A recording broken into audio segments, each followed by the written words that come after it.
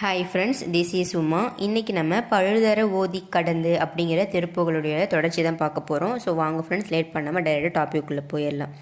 நேற்று பார்த்திங்கன்னா பல யோகத்திருந்து அப்படிங்கிற வரிகளோடு நான் திருப்புகள் ஸ்டாப் பண்ணியிருப்பேன். இன்றைக்கி அதற்கு அடுத்த வரிகள் தான் நம்ம தொடர்ச்சியாக பார்க்க போகிறோம். அடுத்த தொடர்ச்சி வரி என்ன அப்படின்னா, மதராசன் பரிமள பானத்தயர்ந்து அப்படிங்கிற வரி தொடங்குகின்றது. அது என்னங்க மதராசன் பரிமள பானத்தயர்ந்து அப்படின்னா, மன்மதனுடைய மலர் கணைகள் அப்படின்னு சொல்லிட்டு ஒரு சிலது இருக்கின்றது. அது எப்படி இருக்கும் அப்படின்னா, பரிமள மிக்க அரவிந்தம், அசோகம், மாம்பூ, முல்லை, நீலம். ஸோ இந்த 5 விதமான பரிமள மிக்க தான் பார்த்திங்கன்னா மன்மதனுடைய மலர் கணைகள் அப்படின்னு சொல்கிறாங்க. ஸோ அனங்கனுடைய கணைகள் இருக்குது பார்த்தீங்களா, அவருடைய கணைகளால் பார்த்திங்கன்னா அறிவாற்றல் அழிந்து போகும். அனங்கனுடைய கணையினால் பார்த்திங்கன்னா மாதவர்கள் பலர் அழிந்து போயிருக்கிறார்கள் அப்படின்னு சொல்கிறாங்க. இதுதான் மதராசன் பரிமள பானத்தயர்ந்து அப்படிங்கிற இந்த வரிக்கு உண்டான அர்த்தம்.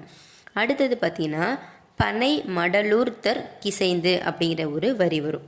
இதுக்கு என்ன அர்த்தம் அப்படின்னா, பனை மடலூர்த்தர் கிசைந்து அப்படின்னா, தான் விரும்புகின்ற ஒரு பெண்ணை அடைவதற்காக வாள் மாதிரி இருக்கக்கூடிய கூர்மையாக இருக்கக்கூடிய ஒரு பனை மடலர் பார்த்திங்கன்னா குதிரை போர் கட்டி அதன் மேலே பார்த்திங்கன்னா ஊர்ந்து தான் விரும்பக்கூடிய அந்த பெண்ணினுடைய வடிவத்தை ஒரு கிளியில் எளிது பிடித்து ஊரவர் இருக்காங்க பார்த்திங்களா, அவங்களாம் அறியுமாறு ஊரை வலம் வருவது தான் பார்த்திங்கன்னா இந்த விஷயம். ஸோ தனக்கு பிடிச்ச ஒரு பொண்ணுக்காக என்னென்னலாம் பண்ணுறாங்க அப்படிங்கிறத இங்கே சொல்கிறாங்க. அப்படி அவர் வரும்பொழுது அவனோட உடம்பில் பார்த்திங்கன்னா அந்த பனை மடலால் அருந்த இடத்தில் பார்த்திங்கன்னா ரத்தம் வராது இருக்க வேண்டும். அப்போது அது உண்மையான காதல் அப்படின்னு சொல்லிட்டு ஊரவர் என்ன பண்ணுவாங்கன்னா, அந்த பெண்மணியை அவன் ஆசைப்பட்ட அவனுக்கே பார்த்திங்கன்னா கல்யாணம் பண்ணி கொடுத்துருவாங்க.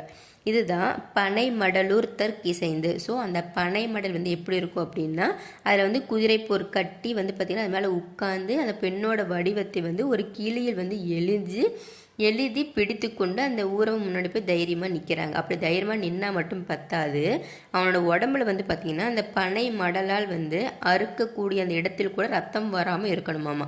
அப்படி வந்தால் தான் அந்த உண்மையான காதல் அப்படி சொல்லிட்டு அந்த பெண்ணை அந்த பையனுக்கு கல்யாணம் பண்ணி கொடுப்பாங்க. ஸோ இப்போ நினைக்கிற மாதிரி ஈஸியாக லவ் மேரேஜ் பிள்ளை அக்செப்ட் பண்ணிக்கிறாங்க. அப்போ அப்படிலாம் இல்லை, இந்த மாதிரிலாம் பண்ணணும் பாருங்க, ரத்தம் வரக்கூடாதாமா. அந்த மாதிரி வந்தால் தான் உண்மையான காதல் ஒத்துக்கிறாங்க. அடுத்தது பரத வியாமெத்த நொந்து அப்படிங்கிற ஒரு வரி இருக்குது. இந்த வரிக்கு என்ன அர்த்தம் அப்படின்னா, தான் விரும்பிய பெண்ணை பெறாதொழியின் அவன் என்ன பண்ணுவான்னா அளவற்ற துன்பம் அடைந்து தவிப்பார்.